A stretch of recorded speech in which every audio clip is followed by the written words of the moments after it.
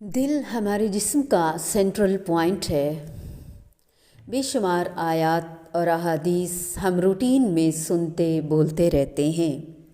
دل کو ہم بہت زیادہ ڈسکس کرتے ہیں، میرا دل خراب ہو رہا ہے، میرا دل چاہ رہا ہے، میرا دل نہیں چاہ رہا، میرا دل پریشان ہے، اس طرح کی باتیں۔ قرآن نے دل کی کچھ اقسام بتائیں، نبی نے دل کے بارے میں بتایا صلی اللہ علیہ وآلہ وسلم کہ انسانی جسم کے اندر گوشت کا ایک لوتھڑا ہے، وہ ٹھیک تو پورا جسم ٹھیک، وہ بیمار تو پورا جسم بیمار۔ کان میں، آنکھ میں، بازو میں، ہاتھ میں، پاؤں میں، ٹانگ میں، کہیں نہ کہیں سر میں درد ہوتا رہتا ہے آئے دن۔ یہ بات بھی ہم سنتے رہتے ہیں، دیکھتے رہتے ہیں، محسوس کرتے ہیں، لیکن دل کا درد عام درد نہیں ہوتا۔ ایک تو بیماری کے حساب سے دل کا درد ہوتا ہے، ایک دل بیمار ہو جائے یعنی کفر، نفاق، حسد، بغض، کینہ، شر، اس طرح کی کوئی بات اس میں آ جائے، منافقانہ رویہ آ جائے، فسق آ جائے، تو یہ بہت بڑی بیماری ہے۔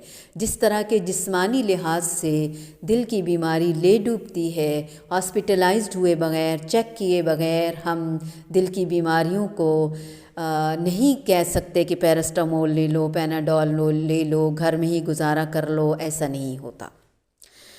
ساری آیات کا ہم احاطہ تو نہیں کر سکیں گے، چند ایک آیات کی روشنی میں، احادیث کی روشنی میں ہم اس بات کو سمجھنے کی کوشش ضرور کریں گے۔ دل کیا ہے، دل کا درد کیا ہے، درد کون سی فیلنگ ہے، وہ درد صرف اپنی تکلیف میں محسوس ہوتا ہے یا دوسروں کی تکلیف میں بھی محسوس ہوتا ہے۔ سب سے پہلے قرآن کے آغاز میں سورۃ البقرہ پارہ نمبر 1 میں اللہ رب العزت نے فرمایا فی قلوبہم مرض فزادہم اللہ مرضا ولہم عذاب علیم بما کانوا یکذبون۔ ان کے دلوں میں بیماری تھی، اللہ تعالیٰ نے انہیں بیماری میں مزید بڑھا دیا، اضافہ ہو گیا ان کے جھوٹ کی وجہ سے، تو ان کے لیے دردناک عذاب ہے۔ ہمارا سچ، ہمارا جھوٹ، ہمارا عمل، ہماری منافقت، ہر بات دل پہ ڈائریکٹ اثر کرتی ہے۔ قلب متوجہ ضروری ہے۔ علم کے حصول کے لیے دل کا حاضر ہونا بہت ضروری ہے۔ جیسے جسمانی طور پر ہم حاضر ہوتے ہیں اور دلی طور پر غیر حاضر ہوتے ہیں۔ اس پورے ٹاپک کو ہم ایک سیشن میں نہیں کور کر سکتے، کوشش ضرور کریں گے۔ درد دل کے واسطے پیدا کیا انسان کو، ورنہ طاعت کے لیے کچھ کم نہ تھے کرو بیاں۔ درد، رحم، اندر اور باہر کی فیلنگز، اور ایک ہم اور آگے درد۔ ہم درد رکھتے ہوں گے تو ہم درد بنیں گے۔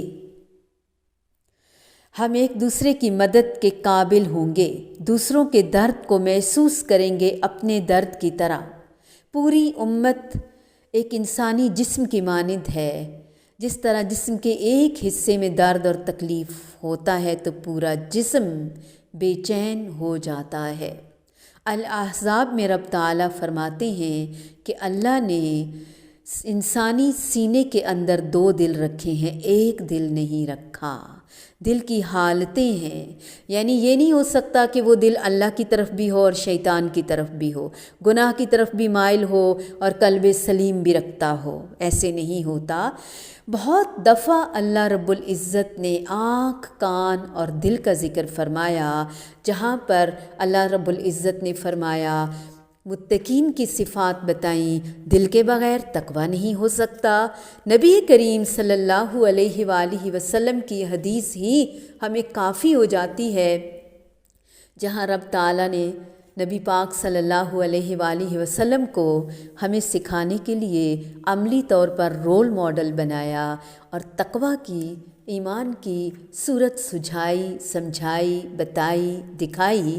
تو نبی کریم صلی اللہ علیہ وآلہ وسلم سے دریافت کرنے پر بتایا گیا التقویٰ ہاہنا، التقویٰ ہاہنا، التقویٰ ہاہنا۔ 3 بار دل کی طرف اشارہ کرتے ہوئے فرمایا تقویٰ یہاں ہے، تقویٰ یہاں ہے۔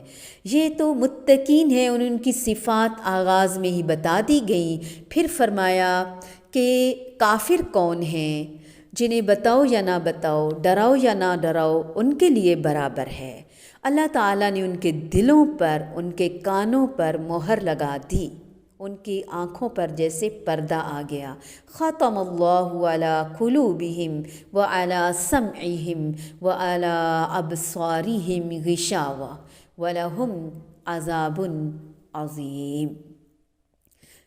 اس کو سمجھنے کے لیے رب کی پہچان، رب کی قدر کرنا، نا قدرہ نہ ہونا، دل، آنکھ اور کان بہترین جسم کے اعضاء ہیں، روح کی طرف یہ کھلنے والی کھڑکیاں ہیں۔